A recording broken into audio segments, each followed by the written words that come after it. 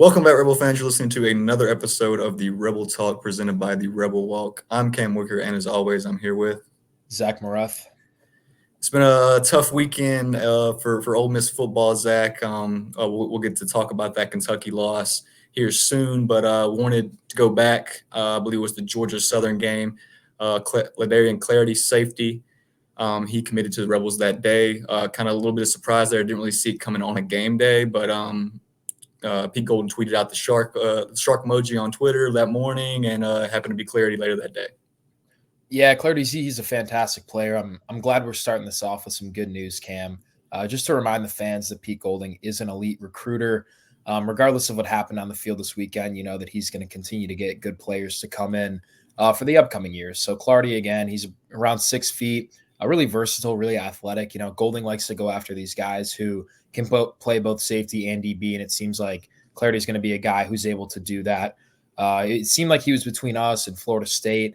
LSU might make a late push here, but I fully expect him to arrive here at Ole Miss next year and possibly get some playing time too.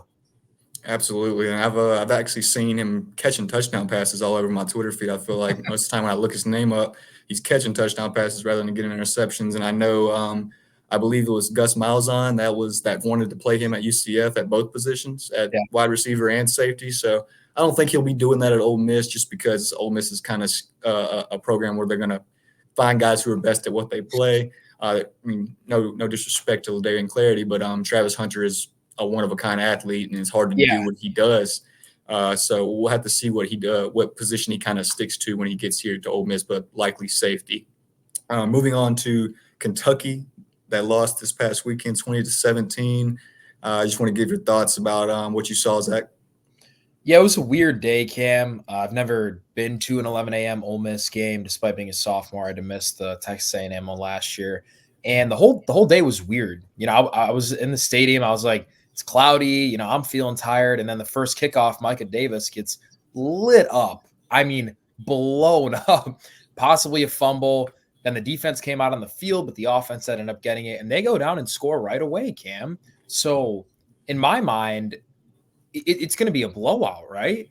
But that doesn't happen. I'm not sure what happened with the offense, but after the scripted drive, it completely fell apart. And Lane commented on it last week, even against Georgia Southern. You know, late in that second quarter and even into the third quarter, there were times when the offense looked questionable. And when you're going against Mark Stoops, who is an elite defensive mind, and a Kentucky team who's really talented, it's not going to be as easy as it is against Georgia Southern. I do want to say that I kind of expected Ole Miss to take a different approach after they saw that the defensive line of Kentucky was absolutely dominating them.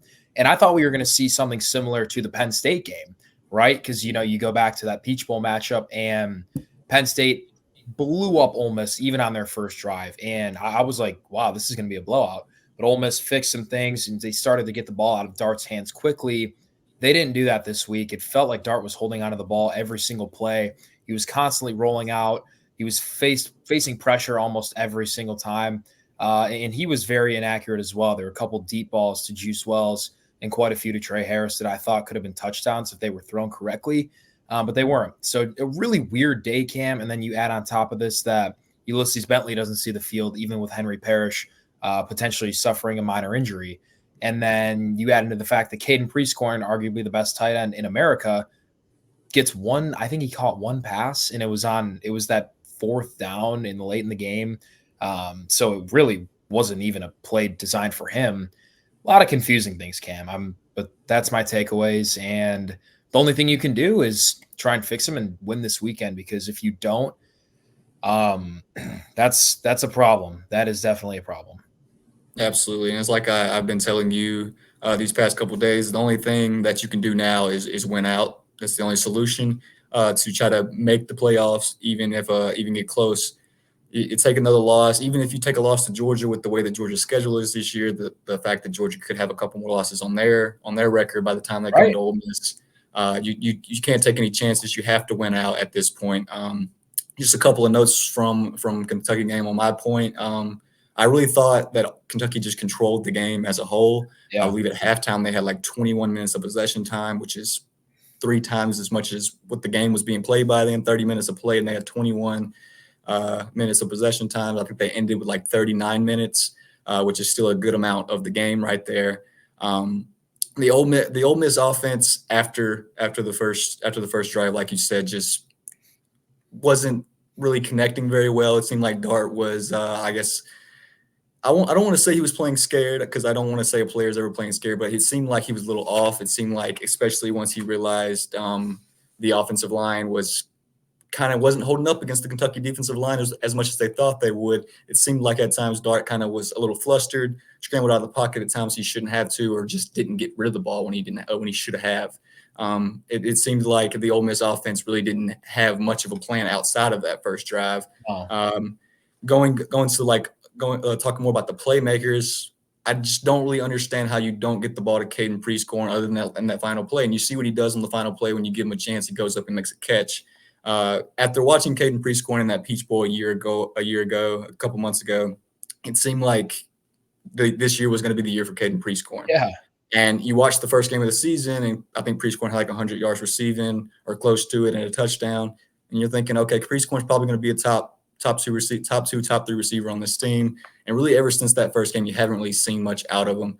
I know it's hard to feed the ball around and get all these playmakers involved in the offense, but it seemed like at times it was force feeding Trey Harris, which no doubt about it, Trey Harris is one of the best receivers in the country, and you have to give him the ball and you have to feed that type of receiver. But when you have guys around him like Juice Wells, Jordan Watkins, Caden Prescorn, other guys, it seems like at times you're kind of one-dimensional. Even if it is just throwing the ball, you're still one-dimensional towards a receiver, and that's going to be a problem heading down the road if you can't figure it out for Ole Miss. No, and again, Kentucky, they limited Trey Harris, man. The ball went to Trey. They were very patient with him. Knocked out a fumble, which was a huge turning point in the game, by the way. Ole Miss had a chance to really extend their lead and walk away with the W there, but it didn't happen. And again, it speaks volumes to how Kentucky came and how they prepared. But for one of the best play callers in America, in Lane Kiffin, I was disappointed. Walking out of that stadium, it felt like, one of my buddies said it. It was kind of like leaving a funeral. It was a weird vibe, very disappointing. And again, you have a chance to try and turn the season around in South Carolina. One point I do want to make, it felt like, bear with me here, Cam, but remember that Alabama game last year? It felt like that was the offense we were kind of seeing. If you guys remember correctly, it was jet sweeps, it was QB draws, it was throw up a fade in the air to Trey Harris against really good DBs that never worked. And then the week after that, we host LSU, we put up 55. So I'm hoping there's a similar reaction, and I'm hoping there's a process where Lane can look at the film and be like, why didn't I try a couple of these things?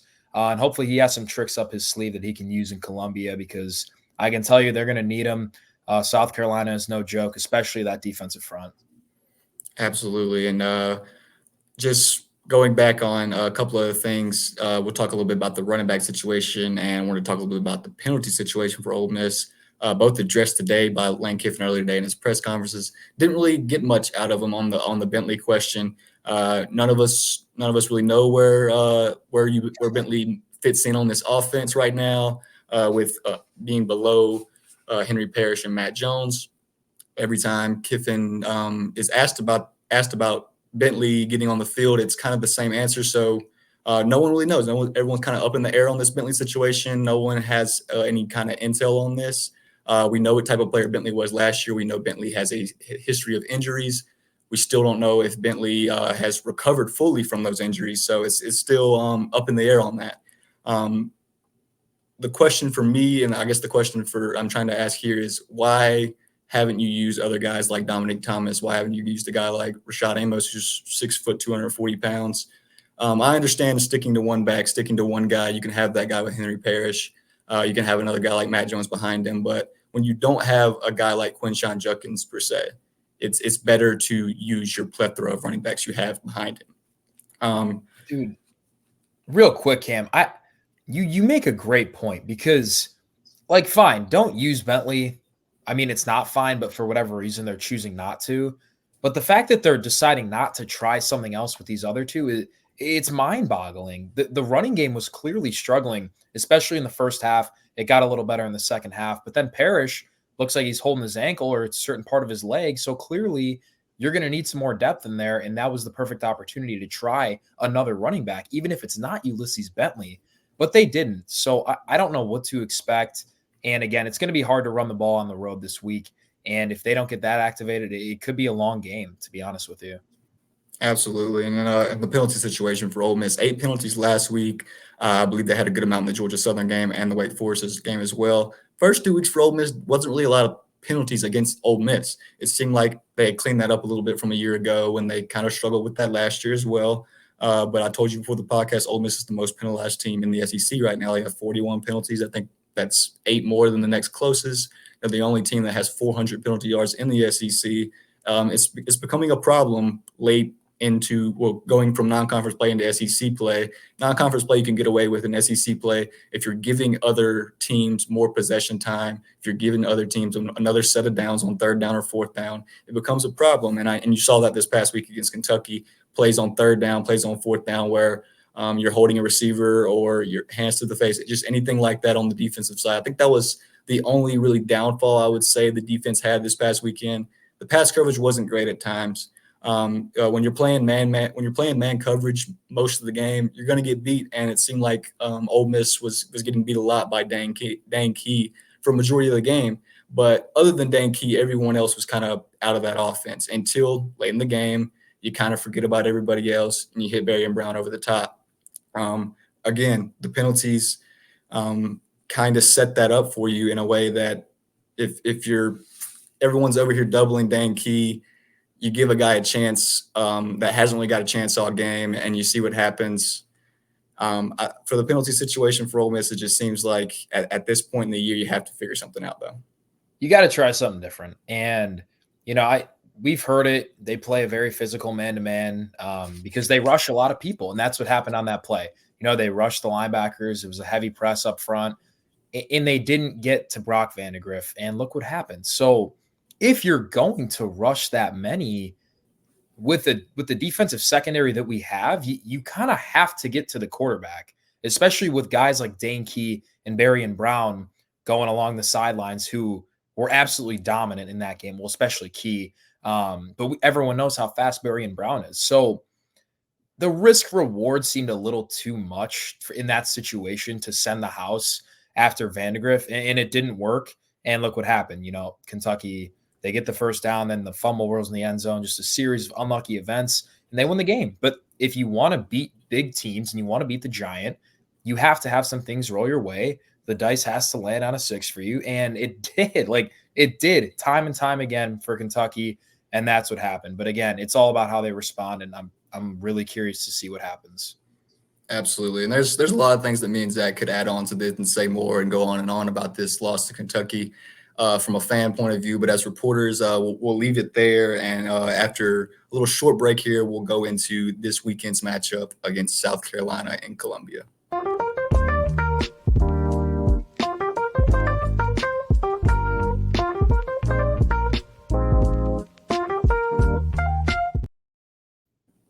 So 2:30 this week against South Carolina in Columbia. Lenore Sellers is back for South Carolina. I believe last time they played Akron.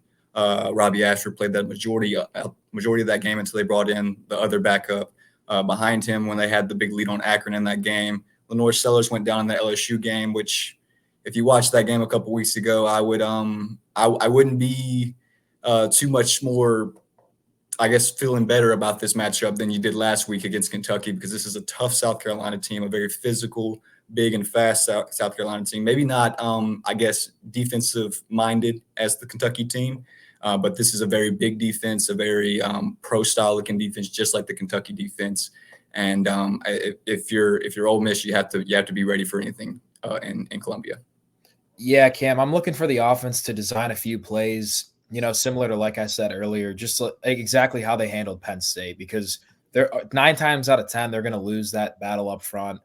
The offensive line they're constantly rotating. It feels like there isn't a set offensive line that we have. And the South Carolina defensive front is ferocious. If you go back and watch those highlights against LSU, they're going against 2 of the best offensive tackles in the country, and they flat out dominated. They got to Nussmeier nearly every play applying pressure, And if Dart can't handle that this week and he can't find an open guy quickly, again, it's going to cause some problems. Also, Williams-Brice, one of the toughest places to play in the country. Everyone says it, but I don't think it's actually going to hit the players until they step in the stadium. It's realistically, it's like their first road game. That Wake Forest game was basically split 50-50 in the crowd. So it's going to be a challenge, Cam, and it's going to say a lot about this team. But again, the offense has to figure out ways to establish the run game, even though it's going to be very difficult, and get the ball in the hands of your playmakers. That doesn't have to be Trey Harris every time. You can hit Caden Prescorn for a 5-yard gain. You can hit Juice Walls with a slant over the middle.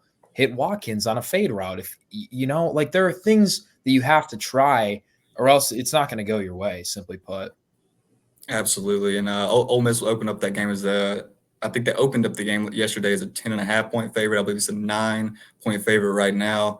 Doesn't really mean much. You're a 17-point favorite. Start opening up against Kentucky, a game that everyone believes you should have won. This is also a game that people believe you should win. People are still high on this Ole Miss team. You come in this game still ranked in the top 15 after a loss to an unranked opponent a week ago. This is, I believe Lane Kiffin said it today, this is a South Carolina team that could be ranked if they don't get the penalty that was questionable on the pick six with Nikamon Wari late in that game. He 100-yard pick six, and it gets called back. I think it was a block in the back that was very questionable. That got called back to pretty much not really lose that game because you still had an offensive possession, but it really derailed that South Carolina team that really just didn't have their quarterback late in that game with Sellers going down. But a couple of stats really just off the top of my head right here. Ole Miss does lead the country. Does lead the SEC in sacks, but South Carolina is tied for third with 14, not too far behind them. South Carolina has obviously played the tougher competition. Zach said it. That South Carolina team really got after Garrett Nussmeier a couple weeks ago in the LSU matchup. And Garrett Nussmeier is the least sacked quarterback in the SEC, probably one of the least sacked quarterbacks in college football. I believe he's only been sacked like twice this year, which is very good with the competition that LSU has played. This is South Carolina team that's really going to get after you. I mentioned Nikamon Wari. He's probably one of the best defensive backs in the country, probably going to be one of the most highly touted defensive backs in that draft class next year. I think he's about 6'2", 225 pounds. He's a really big guy for a safety. He's pretty much just going to be lurking back there, covering guys, bigger guys like Trey Harris, maybe Juice Wells even in this game. They have a really fast defensive line on the edge for South Carolina. Kyle Kennard has 5.5 sacks. That's a pretty good amount for these, I think, the 4 games that South Carolina has played. They have another guy who has 2.5 sacks on the other side. And they have linebackers in the middle who are all 230 pounds, 240-plus pounds. This is like I said, this is a very physical South Carolina team. They have a lot of speed on offense and defense. Like I said, they're bringing Lenore Sellers back. Looking at Lenore Sellers and even Robbie Ashford, whoever they decide to stick with in this game, not going to be a great pass attack. We know that. But with the teams Ole Miss have played in previous weeks, they've struggled a little bit in the passing game. These are big and physical South Carolina receivers that I believe Sellers and Robbie Ashford are going to give a chance once they watch the tape on Ole Miss these past couple weeks. And it's going to be tough. Ole Miss also hasn't had really good success versus Rocket Sanders in the past. Rocket Sanders is going to be the back for South Carolina. So it's going to be a tough matchup going into Columbia. And like you said, Zach, it's a really tough place to play that probably won't hit you until you walk out of that tunnel. Yeah, Cam. And for me, one of the main takeaways one of the main things that I'm, looking forward to is how this defense responds, especially in the passing game, because you mentioned it, but they are going to try and expose it as much as possible. Ole Miss doesn't give up nearly any yards in the rush, and they continue to prove that against Kentucky. I thought the defense did a really good job for the most part, aside from those penalties in the secondary. But where you're going to find trouble this week is, on those third downs, 3rd and 7, 3rd and 8, and Sellers throws a pass over the middle, and Jaden Kennedy looks to deflect it, and then you see a flag go in the air, right? That's what Ole Miss has to prevent if they want to win this game, because who knows what's going to happen on the offensive side of the ball. It could be similar to last week where the defense is basically propelling Ole Miss to a win. So you got to lock things down. I think they'll have no problem shutting down the run game, but that pass game is definitely going to be a challenge for Ole Miss. Absolutely. And just for the Ole Miss defense in general, you just want to see them all out there healthy and all after getting after the quarterback like they're made to do. It seems like this Pete Golden offense is sticking to that just getting after the quarterback type of. This Pete Golden defense is sticking to that getting after the quarterback type of play. I believe Princely and Suntrine Perkins are tied for the team leading sacks right now with 3.5. Talked to Perkins today. Really just talking a little bit about him. Perkins had a great year this year, and I think if you're going into this game for this Ole Miss defensive line, you really want to get guys like that going, Perkins, Princely, to get after these quarterbacks who aren't really great passers and just kind of make them uncomfortable back there. You want to get guys like Ivy, Princely, and Perkins back there in the backfield. And even if you're not getting to him before he gets rid of the ball, just getting him on the ground, getting pressure on him, making him uncomfortable, and making South Carolina run this football. Because like you said, Zach, in that Kentucky game, Ole Miss, the defensive line, proved that they can still stop the run. It's just the penalties in the secondary and the man-to-man coverage that really just kind of shot Ole Miss in the foot on some of those defensive drives last game. Looking back on Ole Miss previous matchups with South Carolina, if you remember that 2020 matchup, Matt Corral threw for 500 yards in that game. It was a 59-42 win for Ole Miss. I believe they had 21 unanswered points in the fourth quarter in that game. Elijah Moore had a crazy game. Matt Corral became the only 500-yard passer in a single game for Ole Miss in that game. And that was a time where Ole Miss kind of was on the way up. And it seems like at this point, South Carolina is also on the way up to getting back to that competitive stage that they used to be in the past. This is, I feel like, a game that was probably circled as a trap game before the season started, especially before a week ago, before Kentucky. And I feel like this could be a game where Ole Miss is brought down to the wire a lot closer than what Vegas thinks. 100%, Cam. After last week's spread, it's tough to really buy in what Vegas is putting out there. But, it's important to remember South Carolina is coming off a bye week. And not only do their fans not like Juice Wells, their players have openly commented and put stuff on their social media, dissing Juice Wells. So their players, after a week of rest, with the hatred they have for number 3, they're going to be fired up. And you better believe that stadium is going to be rocking at 2:30. So it's a big game for Ole Miss. They're going to face a lot of challenges, but all that matters is that you walk away with a win. Absolutely. And like you said, that Kentucky team's going to be fired up.